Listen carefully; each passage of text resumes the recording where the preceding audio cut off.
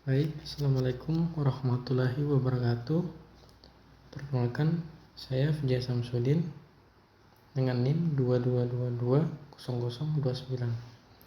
Di sini saya akan mempresentasikan mengenai pengantar kriptografi.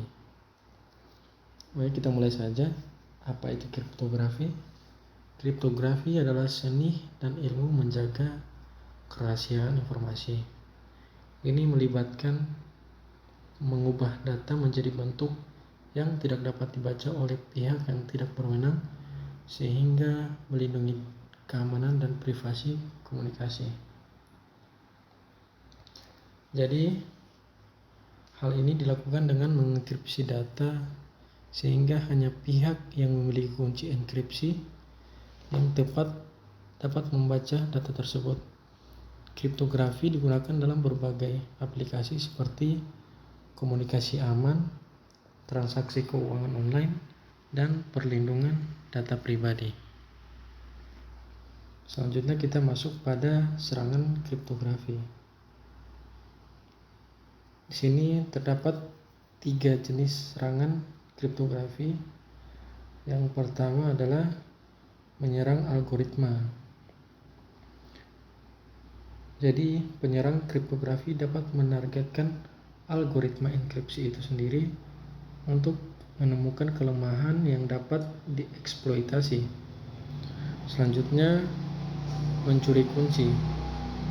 Mendapat akses ke kunci privat yang digunakan untuk enkripsi. Jadi, selain itu, penyerang dapat mencoba mencuri kunci enkripsi yang digunakan untuk mengamankan data. Yang ketiga, memanfaatkan kesalahan, mencari celah keamanan atau kesalahan dalam implementasi kriptografi. Kesalahan dalam implementasi kriptografi juga dapat memberikan celah bagi penyerang untuk menembus sistem keamanan. Selanjutnya, serangan brute force.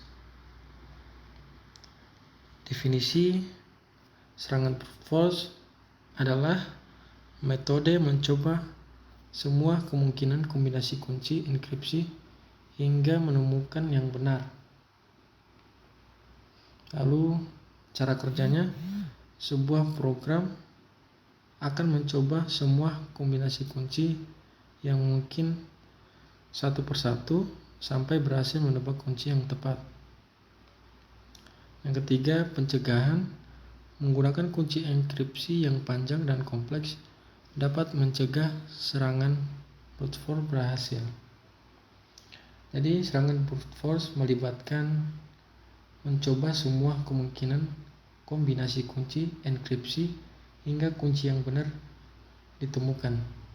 Ini adalah metode yang sangat efisien secara komputasi, tetapi dapat berhasil jika kunci yang digunakan cukup pendek. Jadi, untuk pencegahannya terhadap serangan ini melibatkan penggunaan kunci enkripsi yang panjang dan kompleks sehingga membutuhkan waktu yang sangat lama untuk dipecahkan. Selanjutnya, serangan kriptanalisis. Jadi, apa itu kriptanalisis? Kriptanalisis adalah analisis terhadap ciphertext untuk menemukan plain text asli atau kunci enkripsi. Selanjutnya, metode. Termaksud analisis statistik, pemodelan matematika, dan penggunaan komputasi yang kuat. Tujuannya memecahkan sistem enkripsi tanpa mengetahui kunci yang digunakan untuk menenkripsi data. Jadi, kriptanalisis untuk menganalisis ciphertext dan tujuan menemukan plain text asli atau kunci enkripsi tanpa harus mengetahui kunci tersebut.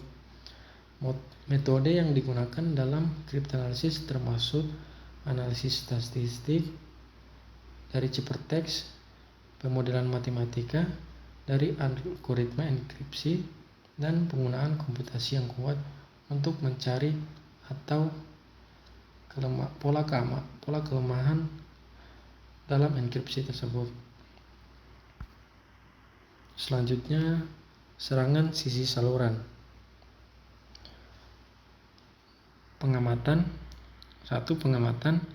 Mengamati perangkat saat sedang melakukan proses enkripsi atau dekripsi. Serangan sisi saluran melibatkan pengamatan perangkat keras yang sedang melakukan enkripsi atau dekripsi untuk mengumpulkan informasi yang dapat mengekstrak kunci enkripsi. Ini bisa termaksud mengamati konsumsi daya, waktu pemrosesan, atau emisi elektromagnetik dari perangkat. Untuk informasi ini kemudian dianalisis untuk menemukan kunci atau data sensitif lainnya. 2. Analisis. Menganalisis data emisi, waktu, atau faktor fisik lain untuk mengekstrak informasi kunci. Selanjutnya, pertahanan kriptografi. Kunci yang kuat maksudnya menggunakan kunci enkripsi yang panjang dan kompleks, sehingga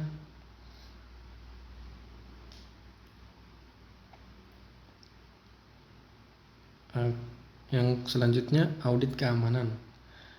Audit keamanan mengevaluasi dan memperbaiki kelemahan dalam implementasi kriptografi. Selanjutnya, enkripsi terkini menggunakan algoritma enkripsi yang modern dan terpercaya. Untuk melindungi terhadap serangan kriptografi, penting untuk menggunakan kunci enkripsi yang panjang dan kompleks sehingga sulit dipecahkan. Audit keamanan secara berkala juga diperlukan untuk mengidentifikasi dan memperbaiki kelemahan dalam implementasi kriptografi. Selain itu, menggunakan algoritma enkripsi yang modern dan telah diuji keamanannya dapat meningkatkan perlindungan terhadap ancaman. Selanjutnya, enkripsi yang kuat. Sini ada 2 metode yang digunakan. Ada metode AES dan RSA. Untuk kelebihan daripada metode-metode ini, yaitu pada AES kelebihannya efisiensi, aman, banyak digunakan.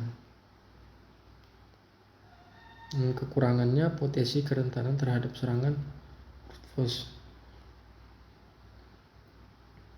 Selanjutnya, RSA kelebihannya aman untuk kunci panjang asimetris. Kekurangannya lebih lambat dibanding AES, potensi serangan matematika. Yang ketiga, elliptic curve. Kelebihan aman, efisien, potensi kunci lebih pendek. Kekurangannya implementasi lebih kompleks. Kesimpulan, terus berkembang, kriptografi akan terus berkembang untuk menghadapi ancaman baru. Pada keamanan masa depan, penelitian dan inovasi akan menghasilkan teknik enkripsi yang lebih kuat. Tantangan baru, ancaman seperti serangan kuantum akan membutuhkan solusi kriptografi baru. Sekian presentasi dari saya.